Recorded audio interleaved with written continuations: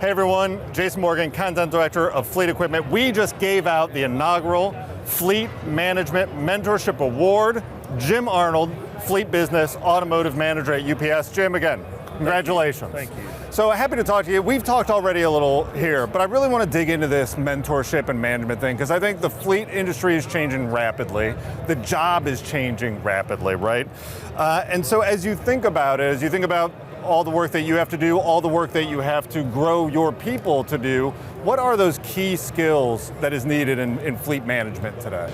You know, today, of course, obviously, you know, the technical background, knowing your fleet, knowing the different diversity of the engines, transmissions, rear ends, right. You know, the parts industry, you know, parts is being a scarce thing during our economy. Yeah. You know, knowing that, you know, a supervisor to a fleet manager really needs to have a very strong technical background, but he also has to have communication skills, but he also has to educate himself, right. You know, or herself. And, you know, those are the things we look for, qualities, but always the quality of leadership, right. You know, the lead people, so. Right. Part of that, and I think I find this too, so in your role, coaching a lot of people, because you have the technical side, and as you know, traditionally it's come out through that technician role, but there's a lot of management side there too, right? That's correct. And we all can get set in our ways a little bit. We know how things were done, right? And the industry moves very fast, so how do you work with someone on change or doing something different or coaching them to think differently about the job? Yeah, so those, and we do have those, and it's a struggle, but what you do is you listen to them. You listen to what their needs are, their problems with that, and then you try to put yourself in their shoes, and you try to not only lead them, but you also, okay, well, let's go try it this way, and you try to coach them and give them the tools or the necessary training for the change, right? You know, and those are the things. It's really patience, right? Patience and understanding, and communication. You know, because we can always educate. We can find that now on the web with a lot of things, but trying to take the positive attitude for things, you know, and give them that confidence that we're going to do this together. We're going to, if it's a suffer, we're going to suffer together, but we're going to come out ahead. Right. You know, we're going to learn from our mistakes and do better and improve on yesterday today. Right. You know, and that's the mentality that I give my fleet. And I get out there and I get dirty with them, you know. Let's go look at this and let's think about it for a change. Let's see what we can do better. So. Right.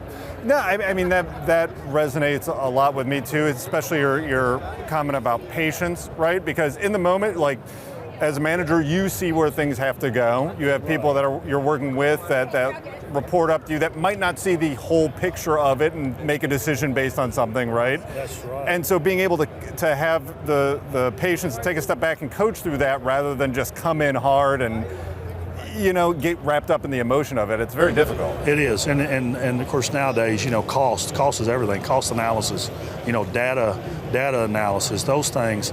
That's where a lot of people don't understand. Well, we got to get it moving, but you know, there's a bigger picture to it, and you have to explain. This is why we're doing the things that we're doing. We're changing with the times, because if you don't change with the times, just like UPS, been around since 1907. Right. We had to do a lot of changing. Right. And you know, and our main guy that did that, Jim Casey, he had a future, and we got to look toward the future and change with the future. Right. And those were those reasons why we're successful. And we do a lot of those concepts that Jim Casey talked about almost over 100 years ago. Yeah. And we live by those, and you learn, and you got to change with the times, and that's so we can still be a company and grow and still be successful.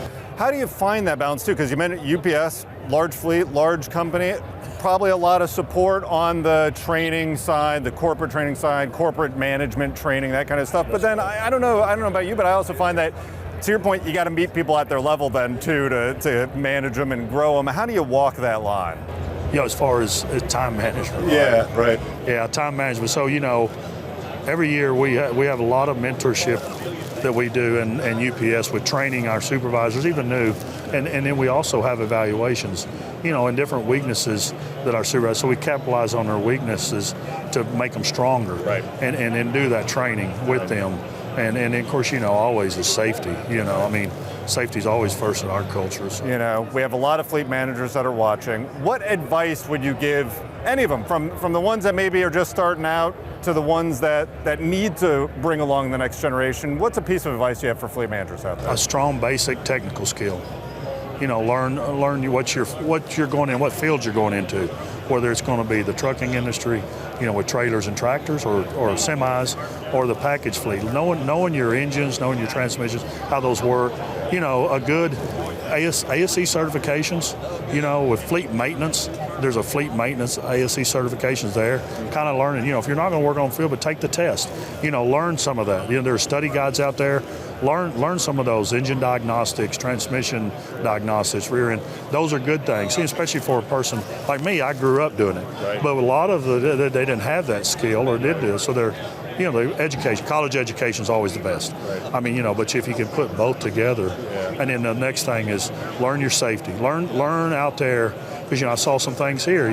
There's a lot of safety, ladders and things like that in the industries, and learn that, because now we're dealing. And what I wanted to say is, going back to the equipment, so we run CNGs, right? Sure. So and the that's safety a different aspect, building, that's and right. there's codes that you have so to you need to really, and you really need to know what you have in your fleet, right? Because there's positives and negatives to that, and there's a lot of dangers to that too. So, as with UPS, safety is always first, and our old motto is always that we provide a safe, reliable product, and that product is our fleet that we deliver back to our operations and then we put it out on the road. So, I think those things, knowing that, have that mentality, and also just educate yourself, and learn as much as you can.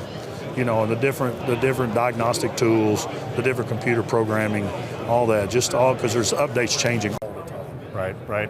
Jim, congratulations. Thank Thanks you. for your time. Thank you. Thanks for your participation. You bet. Well deserved. Thank you. I appreciate it. And it's been a pleasure meeting y'all, and I'm very flattered for the award. It's like I said a while ago, words cannot express my feelings. We're good. Well deserved. Thanks again.